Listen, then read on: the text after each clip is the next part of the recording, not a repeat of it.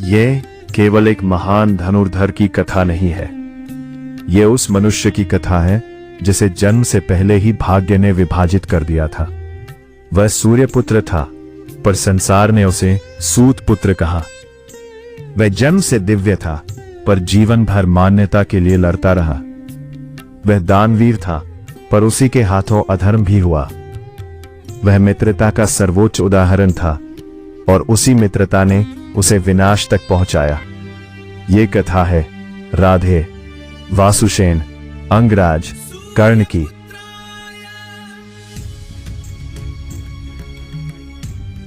राजा कुंती भोज के महल में एक कन्या रहती थी, पृथा। उसे संसार बाद में कुंती के नाम से जानता है। एक समय महर्षि दुर्वासा कुंती भोज के यहां आए।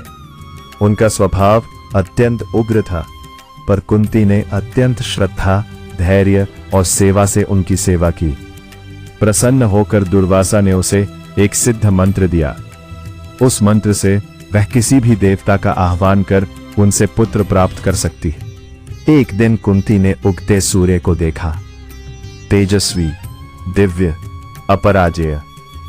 उसने केवल मंत्र की सत्यता परखने के लिए सूर्यदेव का आह्वान किया। मंत्र सिद्ध था। सूर्यदेव प्रकट हुए। कुंती भयभीत हो गई। उसने कहा, मैं अविवाहित हूं। मैं केवल परीक्षा कर रही थी। मेरा कुल, मेरा सम्मान सब नष्ट हो जाएगा। पर देव वचन लौटते नहीं। सूर्य ने आश्वासन दिया, उसकी पवित्रता अक्षुण्ण रहेगी, पर उसे एक दिव्य पुत्र प्राप्त होगा। और तब जन्म हुआ एक तेजस्वी बालक का। वह साधारण शिशु नहीं था। उसके शरीर पर जन्म से ही स्वर्णिम कवच था। उसके कानों में दैवी कुंडल थे। ये उसके शरीर का अंग थे। दैवी सुरक्षा, अभेद्य रक्षा। उस बालक का नाम पड़ा वासुसेन, पर इतिहास उसे कर्ण के नाम से जानता है। पहला परित्याग यहीं से कर्ण का पहला अन्याय शुरू हुआ। कुंती माता थी, पर समाज के लिए वो अविवाहित कन्या थी। उस युग में यह केवल अपमान नहीं था, यह सामाजिक विनाश था। भय, लज्जा, मर्यादा और एक मां ने अपने ही पुत्र को त्याग दिया। उसने शिशु को एक संदूक में रखा। हृदय रो रहा था, पर हाथों ने उसे नदी में प्रवाहित कर दिया। महाभारत में कर्ण का पहला युद्ध जन्म के साथ ही प्रारंभ हो गया था। वह संदूक हस्तिनापुर के सारथी अधिरथ को मिला। अधिरथ राज परिवार से जुड़े थे, पर स्वयं राजा नहीं थे। उनकी पत्नी थी राधा। उनके कोई संतान नहीं थी। उन्होंने उस बालक को देखा, न कुल पूछा, न जन्म, न रक्त। उन्होंने केवल पुत्र देखा, और उसी क्षण वह उनका पुत्र बन गया। राधा ने उसे हृदय से अपनाया, इसीलिए कर्ण कहलाया राधे, राधा का पुत्र। कर्ण बचपन से ही असाधारण था। उसका आकर्षण विशेष रूप से धनुर्विद्या की ओर था। वह केवल योद्धा बनना नहीं चाहता था, वह सर्वश्रेष्ठ बनना चाहता था। विशेषकर जब उसने अर्जुन को देखा। अर्जुन राजवंशी, द्रोण का प्रिय शिष्य, राजसभा का गौरव, जिसे समाज बिना संघर्ष स्वीकार करता था। कर्ण ने उसी क्षण समझ लिया, उसे प्रतिभा से अधिक स्वीकृति के लिए लड़ना होगा। द्रोणाचार्य के आश्रम में कर्ण ने शस्त्र विद्या सीखी। वह सामान्य युद्ध कला से वंचित नहीं था। समस्या थी सर्वोच्च अस्त्र विद्या की, विशेषतः ब्रह्मास्त्र और दिव्यास्त्रों की। उस समय दिव्यास्त्र केवल साधारण हथियार नहीं थे, वे राज्य संतुलन बदल सकते थे। ऐसे अस्त्र हर किसी को नहीं दिए जाते थे, विशेषकर ऐसे व्यक्ति को नहीं जिसकी राजनिष्ठा, सामाजिक स्थिति और राजनीतिक स्थान संदिग्ध माना जाए। द्रोण का विशेष स्नेह अर्जुन पर था। वे उसे सर्वश्रेष्ठ धनुर्धर बनाना चाहते थे। कर्ण अब केवल एक महत्वाकांक्षी युवक नहीं था, उसके भीतर एक ही अग्नि जल रही थी, अर्जुन से श्रेष्ठ सिद्ध होना। द्रोण से उसे वह पूर्ण अस्त्र विद्या नहीं मिली जिसकी उसे आकांक्षा थी। इसीलिए उसने उस मार्ग को चुना जहां सत्य से अधिक लक्ष्य महत्वपूर्ण था। वह पहुंचा भगवान परशुराम के पास। परशुराम भृगुवंशी महातपस्वी, क्षत्रियों के संहारक, अस्त्र विद्या के अद्वितीय आचार्य। वे क्षत्रियों से घृणा करते थे और केवल ब्राह्मणों को शिक्षा देते थे। कर्ण जानता था यदि उसने स्वयं को सूतपुत्र या क्षत्रिय संबंधित बताया तो उसे अस्वीकार कर दिया जाएगा, इसलिए उसने स्वयं को ब्राह्मण कहकर प्रस्तुत किया। यह छल था, पर कर्ण के लिए यह केवल धोखा नहीं, भाग्य के विरुद्ध युद्ध था। परशुराम ने उसे स्वीकार किया और कर्ण ने अत्यंत समर्पण, तप, अनुशासन और असाधारण प्रतिभा से उनका विश्वास जीत लिया। वह शीघ्र ही श्रेष्ठ शिष्यों में गिना जाने लगा।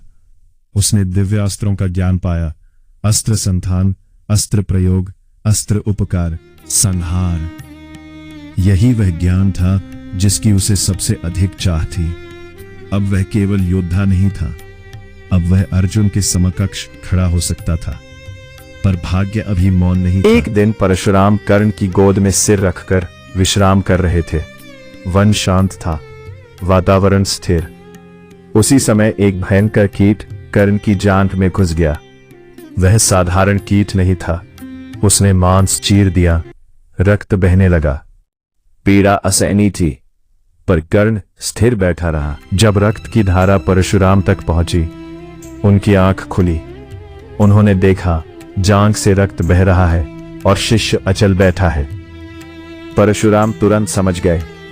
उन्होंने कहा, ऐसी पीड़ा कोई ब्राह्मण सह नहीं सकता।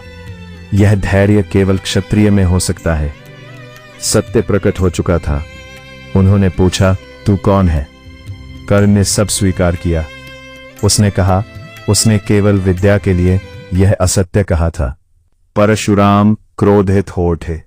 उनके लिए यह केवल झूठ नहीं था, यह विश्वास का भंग था। क्रोध में परशुराम ने कर्ण को शाप दिया, जिस दिव्य अस्त्र विद्या को तूने छल से प्राप्त किया है, उसी विद्या का स्मरण तुझे उस क्षण नहीं होगा जब तुझे उसकी सबसे अधिक आवश्यकता होगी। एक दिन कर्ण अभ्यास कर रहा था। उसके बाण से अनजाने में एक ब्राह्मण की गौ मारी गई। गौ उस युग में संपत्ति ही नहीं, पवित्रता और जीवन का आधार थी। ब्राह्मण शोक और क्रोध से भर गया।